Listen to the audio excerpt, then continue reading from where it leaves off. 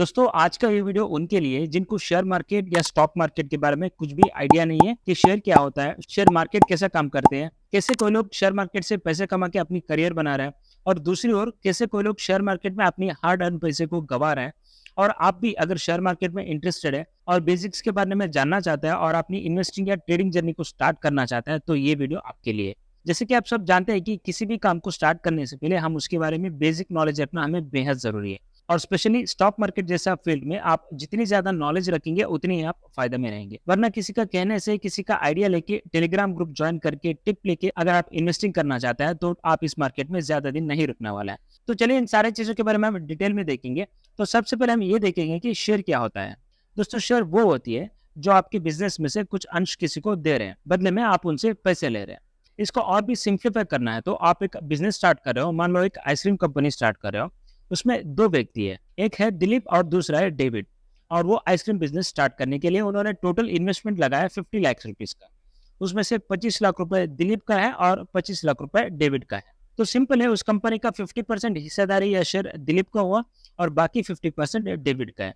और जब कंपनी आगे जाके अच्छा बिजनेस करेगी और प्रॉफिट कमाएगी तब उस प्रॉफिट में से 50% हिस्सा दिलीप का रहेगा और 50% डेबिट का रहेगा। अब इसी आइसक्रीम के एग्जांपल से हम शेयर मार्केट को भी समझते हैं। मान लो दिलीप और डेविड उस आइसक्रीम कंपनी को डीएनडी नाम रखा है और उनकी कंपनी खूब चली और लोगों को बहुत पसंद आ रहा था डीएनडी कंपनी का आइसक्रीम्स। लोग बहुत दूर से आ रहे थे डीएनडी कंपनी के आउटलेट पर आइसक्रीम खाने के लिए। वैसे में दिलीप और डेविड को उनकी कस्टमर ये बता रहा था कि भाई हम तो बहुत दूर से आ रहे हैं, क्यों ना आप हमारे एरिया में ऐसे एक शॉप नहीं डालते हैं। वहां तो सामने सिटी सेंटर भी है और आपको और भी ज्यादा बिजनेस अच्छा होगा वहां पर। तो ये बात दिलीप और डेविड को सही भी लगा और थोड़ा बहुत उस एरिया में जाके रिसर्च करने के बाद उनको ये पता चला कि वहां पर एक और आउटलेट स्टार्ट करने पर उनका बिजनेस अच्छा होगा, जैसे कि उनकी कस्टमर बता रहे थे। आइडिया तो अच्छा लगा दिलीप और डेविड को, लेकिन उसके लिए उनके पास पैसे नहीं था ताकि उनकी बिजनेस को एक्सपांशन कर पाए। तब उन्होंने ये सोचा क्यों ना पब्लिक से पैसे उठाए और उन पैसों के बदले में उनको हमारे डीएनडी आइसक्रीम कंपनी का शेयर्स दे दे। ये आइडिया उनको बहुत सही लगा और अपनी डीएनडी आइसक्रीम कंपनी की शेयर को इशू करना स्टार्ट कर दिया। और इसी को कहता है आईपीओ यानी इनिशियल पब्लिक ऑफर। तो डीएनडी कंपनी को एक और नया आउटलेट बनाने के लिए उनको 40 लाख रुपए की जरूरत थी। तब डीएनडी कंपनी अपनी एक शेयर की वैल्यू को डिसाइड करती है, जो कि उसे हम फेस वैल्यू कहते हैं। फेस वैल्यू कितनी भी हो सकती है पर नॉर्मली ये 10 रुपए की होती है, डिपेंडिंग ऑन द कंपनीज। तो DND ice cream company 10 rupees per share के हिसाब से 4 लाख शेयर इशू करती है पब्लिक को खरीदने के लिए। जब पब्लिक उस शेयर को खरीदती है तब डीएनडी आइसक्रीम कंपनी के पास 40 लाख रुपए आ जाते हैं और वो अपनी बिजनेस को एक्सपांड करते हैं उस सिटी सेंटर के सामने एक और आउटलेट बना करके। अब आप ये समझ गए होंगे कि शेयर क्या होता है। ऐसे में आपके मन में ये सवाल आता होगा कि इसमें कंपनी को तो पैसा मिला है, लेकिन उस कंपनी की शेयर खरीदने वाले पब्लिक को क्या मिला? क्या उनको उस कंपनी अपने प्रॉफिट में कुछ हिस्से देने वाला है? अगर देने वाले हैं तो कितना देगा? या अगर नहीं दे रहा है तो वो जो पब्लिक डीएनडी आइसक्रीम की कंपनी की शेयर खरीदे है, उनको पैसा कमाने के लिए कौन सा ऐसा तरीका है जो उन्होंने पैसा इन्वेस्ट किया है उसको रिटर्न्स यानी लाभांश पाने की? दोस्तों आपकी जानकारी के लिए बता दूं कि जब कंपनी के शेयर हम खरीदते हैं तब कंपनी के प्रॉफिट में से हमें कुछ हिस्सा या परसेंटेज ऑफ प्रॉफिट मिलते हैं। इसी को डिविडेंड कहते हैं। और आपकी जानकारी के लिए बता दूं कि अपनी शेयर होल्डर्स यानी जो लोग शेयर खरीद के रखे हैं उस कंपनी का, उनके साथ प्रॉफिट को शेयर करना कोई मैंडेटरी नहीं है। यानी उस कंपनी को ये डिसाइड करने की पूरी अधिकार है कि वो अपनी शेयर होल्डर के साथ प्रॉफिट को शेयर करे या ना करे। और अगर प्रॉफिट शेयरिंग करती है तो वो पर शेयर के हिसाब से होती है। अब आप ये समझ गए होंगे कि असल में शेयर क्या होता है। लेकिन आपको लगता होगी अगर कंपनी से उसकी प्रॉफिट में से परसेंटेज हमें देने की कोई रूल्स या गारंटी नहीं है तो क्यों आखिर लोग उस कंपनी की शेयर को खरीदते हैं? और उसी के साथ आती है हमारा आज का सेकंड पॉइंट, शेयर मार्केट या स्टॉक मार्केट। तो इन शेयर मार्केट में इन कंपनीज की शेयर की बोली लगती है। आपको समझाने के लिए मैं आसान भाषा में सिंप्लीफाई करके आपको बता रहा हूँ। ऑफिशियल लैंग्वेज में इसे बिडिंग कहते हैं। दोस्तों जैसे कि हमारा एग्जांपल है डीएनडी आइसक्रीम कंपनी। उसी कंपनी की अगर हम बात करें तो मान लो वो कंपनी जो दूसरी आउटलेट खोली थी सिटी सेंटर के सामने, वहां पर भी उसकी अच्छी बिजनेस हुई है और कंपनी की फाइनेंशियल रिपोर्ट पर प्रॉफिट दिखने लगी है। तब उस कंपनी की शेयर प्राइस ऑटोमेटिकली इंक्रीज हो जाती है। वैसे शेयर वैल्यू इंक्रीज होने की और भी कुछ पैरामीटर्स है। जनरली कंपनी जब अच्छी बिजनेस करती है, रेवेन्यू जनरेट करती है, बिजनेस एक्सपांशन प्लान बनाती है, बड़े कॉन्ट्रैक्ट्स या प्रोजेक्ट्स को साइन करती है, तब नॉर्मल इसकी प्राइस में इंक्रीज हो जाती है। तो ऐसे कुछ सीन चल रहा था डीएनडी आइसक्रीम कंपनी की केस में। तो जिनके पास डीएनडी आइसक्रीम कंपनी की शेयर है, जिसकी वैल्यू 10 रुपीज पर शेयर थी, उसकी वैल्यू अब बढ़कर 12 रुपीज पर शेयर हो चुकी है। एग्जाम्पल के लिए आपके पास अगर 1000 क्वांटिटी की शेयर है डीएनडी आइसक्रीम कंपनी की, जो कि आपने 10 रुपीज पर शेयर के हिसाब से लिया था, टोटल 10,000 रुपीज इन्वेस्टमेंट करके, अब उसकी वैल्यू इंक्रीज होकर एट प्रेजेंट 12,000 रुपीज हो चुकी है। अब अगर शेयर मार्केट में कोई भी उसे 12 रुपए पर शेयर में खरीदने के लिए तैयार है तो आप उसे आपकी 1000 क्वांटिटी शेयर को बेच देंगे और आपको 2000 रुपीज़ की मुनाफा होगा। तो इस तरह से आपको डी&डी आइसक्रीम कंपनी की शेयर परचेज़ करने से फ़ायदा हो जाती है। अब जो व्यक्ति 12 रुपीज़ पर शेयर के हिसाब से खरीदा है, उसका प्रेडिक्शन या सोच ये रहता है कि आगे जाके ये कंपनी और भी अच्छा परफ़ॉर्म करेगी, तब उसकी वैल्यू 15 रुपीज़ पर शेयर हो सकती है।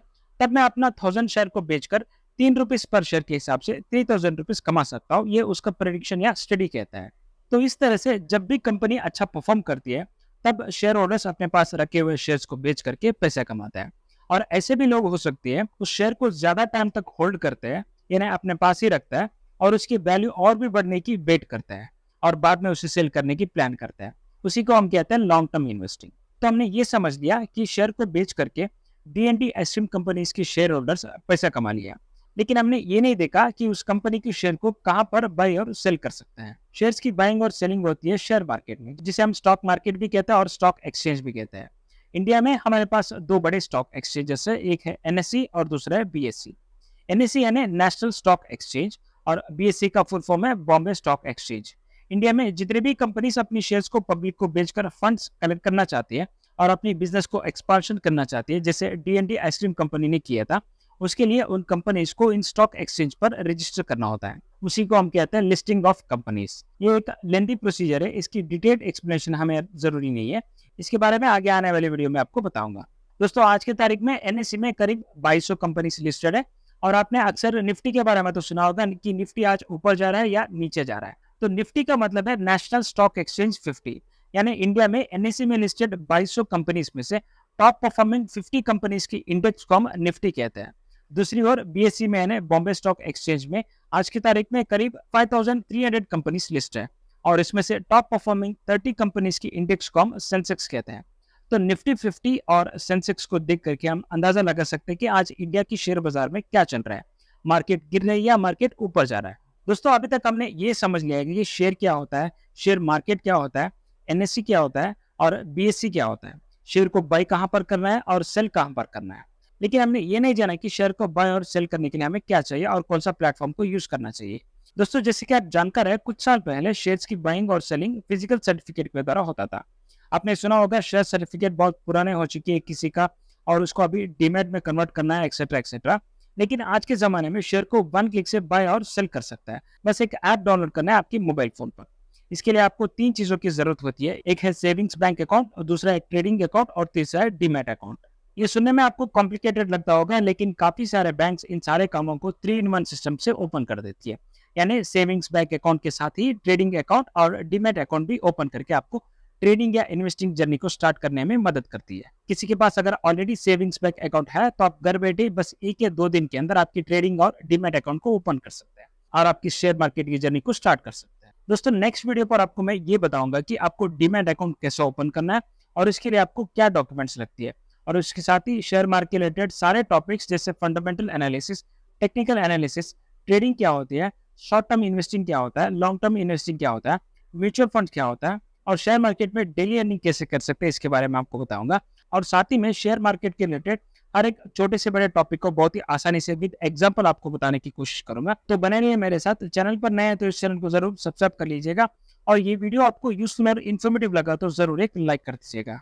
और शेयर मार्केट के रिलेटेड सारे अपडेट्स मैं अपना टेलीग्राम चैनल पर भी पोस्ट करते रहता हूँ, आप उसे भी ज्वाइन कर लीजिएगा, उसका लिंक आपको डिस्क्रिप्शन बॉक्स पर मिल जाएगा। तो चलिए मिलते हैं नेक्स्ट वीडियो पर, जो कि यूजफुल और इन्फॉर्मेटिव रहने वाला है। जय हिंद।